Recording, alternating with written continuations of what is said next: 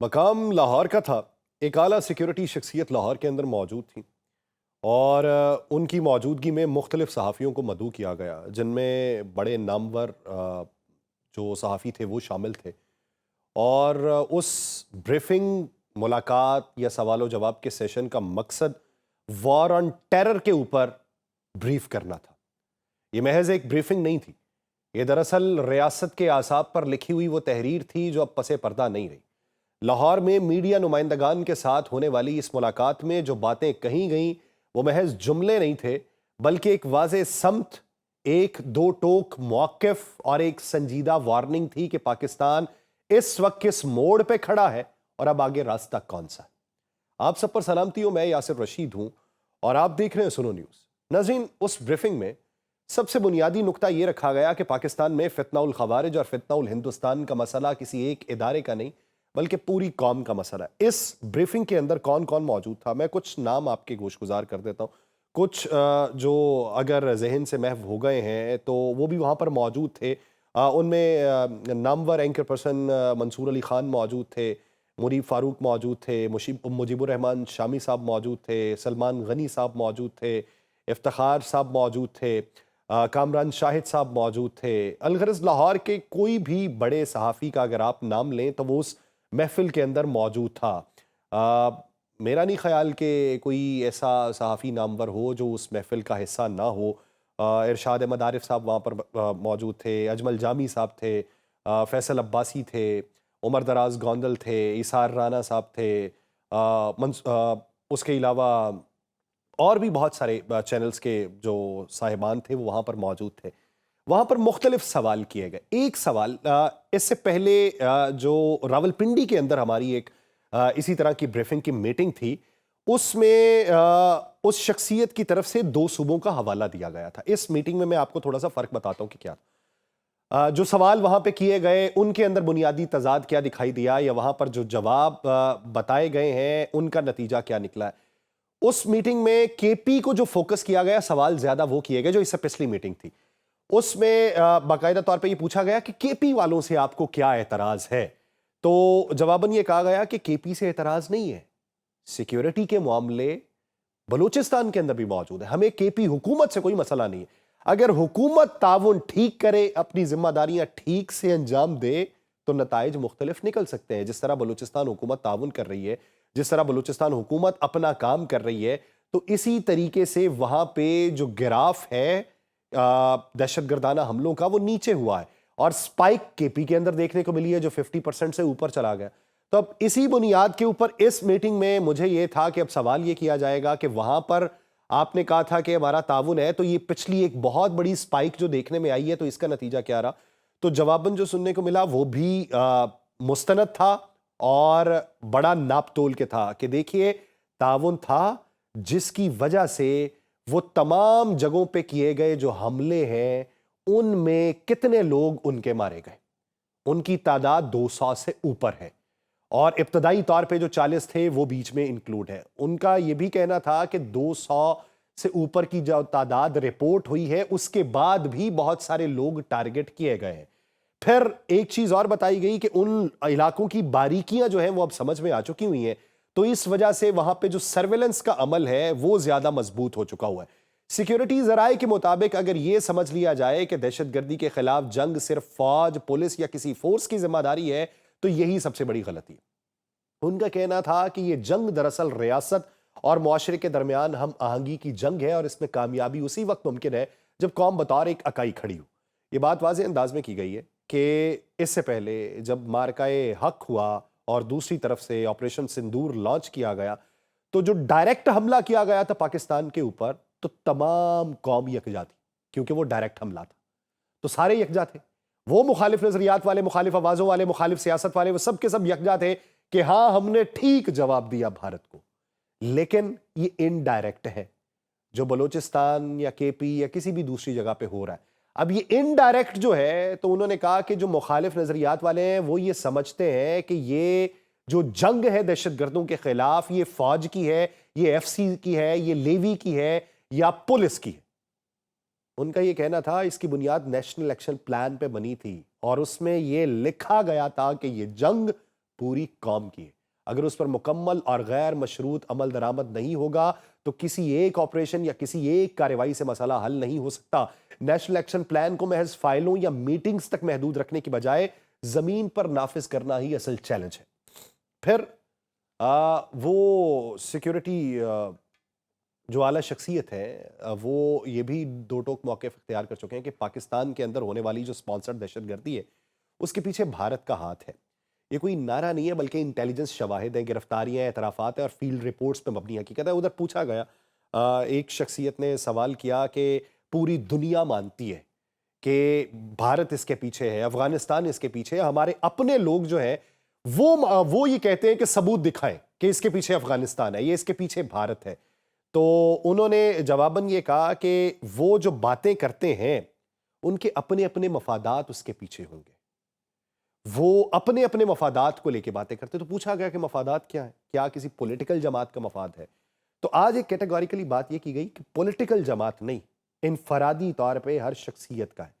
اس کا حوالہ پوچھا ان سے کہ وہ کیسے ہوگا، تو اس کا جو حوالہ دیا گیا وہ یہ دیا گیا کہ جو بارڈرز ہیں اس پہ ڈاکومنٹڈ رجیم ہم نے کیا کہ بارڈرز کو اسی طریقے سے استعمال کیا جائے کہ ہر چیز ڈاکومنٹڈ ہو، کہ وہاں پہ ڈی سی کی طرف سے پرمٹ دیے جاتے ہیں، اسی پرمٹ کی بنیاد کے اوپر ایرانی تیل منگوایا جاتا ہے یا کہیں اور سے چیزیں منگوائی جاتی ہیں. اب وہ جو ٹینکرز آتے ہیں ان کے اندر نارکوٹکس ہے، ان کے اندر ایکسپلوزیو کوئی آئٹمز ہیں یا اس کے اندر تیل ہے، کسی کو کچھ معلوم نہیں، وہ امپورٹ ہوتا رہتا ہے اسی طریقے سے. پھر وہ جو پرمٹ ہے جس کا پیمانہ ایک مختص کیا گیا اس پیمانے سے زیادہ چیزیں منگوائی جاتی ہیں، تو وہ جو پیسہ اس میں سے کماتے ہیں لوگ وہ ہر طرف موجود ہوں گے، کسی ایک جماعت میں نہیں، مختلف جماعتوں میں. تو ان کے اپنے اپنے مفادات ہیں جو ان کے مفادات اس وقت سلب ہو چکے ہوئے ہیں کیونکہ اب وہاں پہ ڈاکومنٹڈ رجیم کر دی گئی ہے. تو اس وجہ سے وہ جو پیسہ ان دہشت گردانہ عناصر میں ملوث لوگوں تک پہنچتا تھا وہ اب ختم ہو چکا ہے. اب جو حملے ہو رہے ہیں اس کے اندر جو ویپن استعمال ہو رہا ہے وہ افغانستان کا ہو رہا ہے، تو اس کے پیچھے بھی ہے. پھر خاص طور پہ ترلائی امام بارگاہ کا حوالہ بھی دیا گیا کہ حملہ آور کو دہشت گردی کی باقاعدہ ٹریننگ افغانستان میں دی گئی، اور وہ جو آئے تھے انہوں نے ایک بات وہاں پہ کی جو قابل غور ہے. انہوں نے کہا جی کہ وہ کسی خاص مسلک کو نشانہ بنانے نہیں آئے تھے، وہ ان لوگوں کو مارنے نہیں آئے تھے، وہ کسی ایک خاص طبقے کو، کسی ایک خاص نظریاتی سوچ رکھنے والے کو یا کسی خاص ایک طبقے کو نشانہ بنانے نہیں آئے تھے، وہ پاکستان کو پیغام دینے آئے تھے. پھر اسی طریقے سے انہوں نے حوالہ دیا کہ اگر ترلائی کے اندر یہ ہوا تو دیگر مساجد کے اندر یہ ہوا ہے تو وہ تو دیگر مسالک کی تھی. تو اس کا مطلب یہ نہیں ہے کہ کسی ایک مسلک کو نشانہ بنانا، اس کا مقصد یہ تھا کہ بلا تفریق ہو کے سب کو نشانہ بنانا. تو یہ حقیقت مزید واضح کرتی ہے کہ پاکستان کو درپیش خطرات سرحد کے اندر محدود نہیں بلکہ سرحد پار منظم کیے جا رہے. اسی تناظر میں بیرونی اور اندرونی سازشی عناصر کے خلاف سخت اور بلا امتیاز کارروائی کو ناگزیر قرار دیا گیا، اور یہ بھی واضح کیا گیا کہ کسی کی سیاسی وابستگی یا مذہبی شناخت اس معاملے میں کوئی رعایت پیدا نہیں کرتی. دہشت گردی کے معاملے پہ ریاست کا موقف غیر مبہم ہے کہ جو ریاست کے خلاف ہتھیار اٹھائے گا وہ کسی بھی شناخت کے پیچھے چھپ نہیں سکے گا، اور قوم کو تقسیم کرنے والی لکیروں پہ بھی کھل کے بات کی گئی. سیکیورٹی ذرائع یہ بتاتے ہیں ادھر میٹنگ کے اندر کہ قومیت، لسانیت اور صوبائیت کے نام پہ تقسیم دراصل دہشت گردوں کا سب سے مؤثر ہتھیار ہے. اگر پاکستان کے عوام ان خانوں میں بٹے رہے تو فتنوں کو ختم کرنا مشکل ہوگا. اس لیے زور دیا گیا کہ متحد رہ کے تمام فتنوں کا خاتمہ ممکن ہے. بلوچستان کے حوالے سے خاص موقف یہ سامنے آیا ہے کہ فتنہ الہندوستان در حقیقت بلوچ عوام اور بلوچستان کی ترقی کا دشمن ہے، اور یہ وہ نقطہ ہے جسے برسوں سے مسخ کر کے پیش کیا گیا. احساس محرومی کے نعرے کی آڑ ہے جو دہشت گردی کی جا رہی ہے، بلوچستان کے عوام خود اسے پہچان چکی ہے، اور انہوں نے کہا جی کہ جو بجٹ کوئٹہ پہ لگتا تھا اب مختلف وہ جگہوں پہ لگ رہا ہے. بلوچ عوام کو یہ بتایا جا رہا ہے کہ ترقیاتی منصوبے ہر جگہ پہ، روزگار، تعلیم، امن کے خلاف جو قوتیں کھڑی ہیں وہ ان کی نمائندہ نہیں بلکہ ان کی دشمن ہے. سمگلنگ کے پہلو کو بھی جو انہوں نے اجاگر کیا ہے، یہ بتایا کہ 3 سال پہلے روزانہ 15 سے 20 ملین لیٹر ایرانی پیٹرول اور ڈیزل کی سمگلنگ ہو رہی تھی، اور یہی پیسہ دہشت گردوں کی مالی شارک بنا ہوا تھا. اب اسی سمگلنگ کا خاتمہ ہو چکا ہے جس سے دہشت گرد نیٹ ورکس کو شدید مالی دھچکا پہنچا ہے. اور یہ دیکھیے کہ کون کون چیخ رہا ہے، اور یہ جو بول رہے ہیں اس کے پیچھے انہی کے نیٹ ورکس کے لوگ موجود ہیں جو اس سے متاثر ہوئے ہیں. یہ اس بات کا ثبوت ہے کہ دہشت گردی صرف بندوق سے نہیں بلکہ معیشت، بارڈر مینجمنٹ اور گورننس سے بھی جڑی ہوتی ہے. یہی وجہ ہے کہ گڈ گورننس کو آج کی میٹنگ میں دہشت گردی کے خاتمے کا واحد پائیدار حل قرار دیا گیا. انہوں نے کہا یہ کہہ سکتے ہیں آپ کہ آپ کا اس سے کیا سروکار کہ گڈ گورننس نہیں ہے. تو انہوں نے کہا جب ریاست اپنے شہری کو انصاف، سہولت اور تحفظ دے تو دہشت گرد بیانیے خود بخود کمزور ہو جاتے ہیں. تو ہمارا تعلق اس حد تک تو ہے کہ گڈ گورننس ہوگی تو یہ مسائل کم ہوں گے. طاقت کا استعمال وقتی حل ہو سکتا ہے مگر مستقل امن کا راستہ مضبوط حکمرانی سے ہو کے گزرتا ہے. پھر کے پی کے تناظر میں بھی یہی بات دہرائی گئی کہ دہشت گردی پہ قابو پانے کی کنجی نیشنل ایکشن پلان ہی ہے اور اس حوالے سے صوبے میں حالیہ میٹنگز اور مشاورت کو خوش آئند قرار دیا گیا.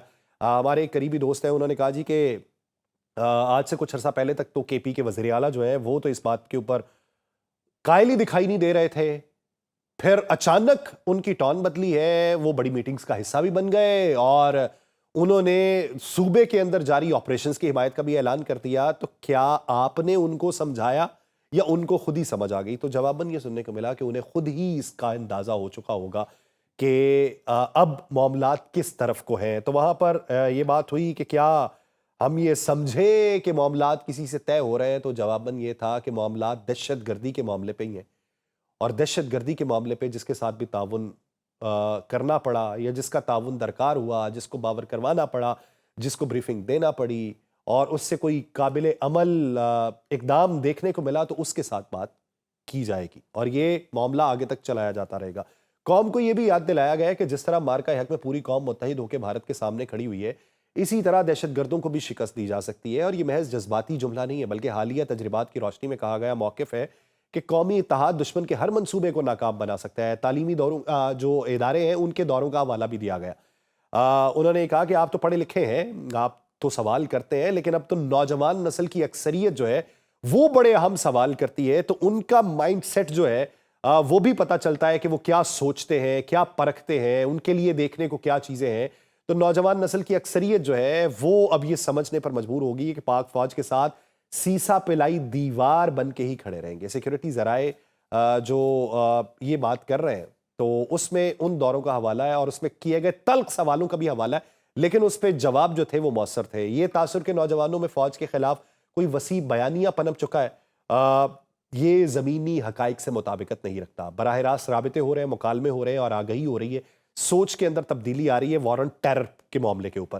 اسی تسلسل میں کہا گیا کہ کوئی بیانیہ فوج اور عوام کے رشتے کو کمزور نہیں کر سکتا کیونکہ اصل بیانیہ صرف پاکستان ہے.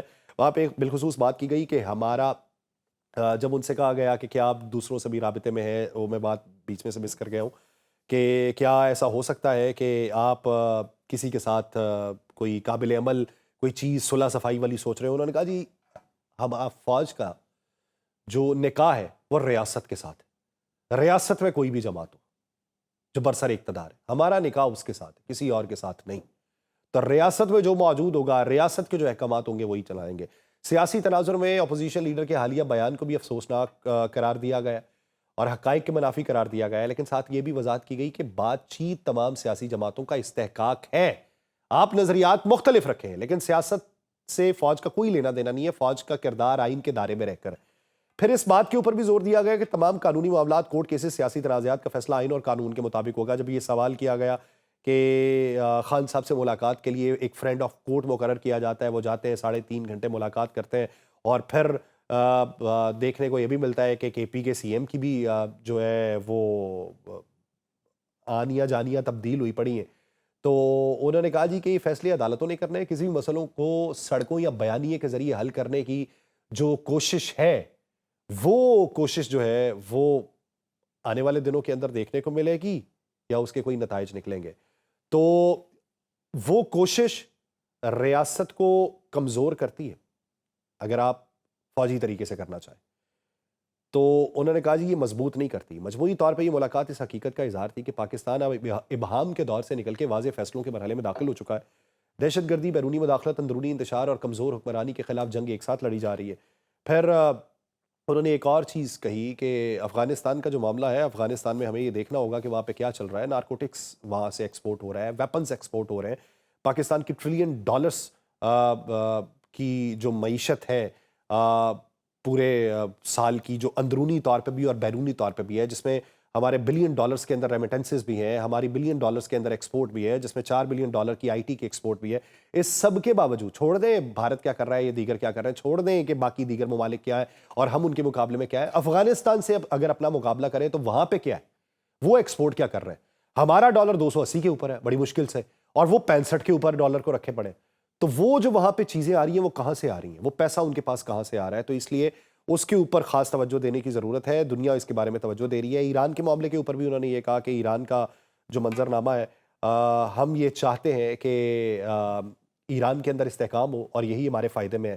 اور بورڈ آف پیس کے بارے میں پھر دوبارہ سے بات ہوئی کہ بات کلیئر کر دی جائے کہ ہم حماس کو ڈسارم کرنے کے لیے نہیں کوئی حصہ بن رہے ہیں، اور یہ حکومت کا فیصلہ ہے کہ فوج وہاں پہ بھیجی جائے گی یا نہیں بھیجی جائے گی. لیکن یہ معاملات جو بورڈ آف پیس کے ہیں، یہ اس لیے اس کا حصہ بنے ہیں کہ ہم فلسطینیوں کی اور غزہ کے لوگوں کی حمایت میں اپنی آواز، جو پاکستان کی آواز ہے، وہ بلند کر سکیں.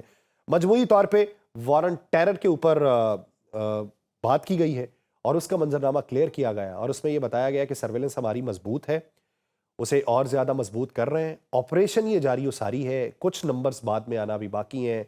تو وہ جو بیانیہ لوگ یہ اپناتے ہیں کہ اتنے دنوں میں اتنے کیسے مار دیے، وہ اسی وجہ سے ہے کہ اتنے عرصے کا ہم نے سیکھا ہوا ہے اور اس سیکھے ہوئے پہ اپنی سرویلنس مضبوط کی ہے. لیکن یہ کام اکیلا فوج کا نہیں ہے، لیوس کا نہیں ہے، ایف سی کا نہیں ہے، پولیس کا نہیں ہے، منحاص القوم ہمارا ہے.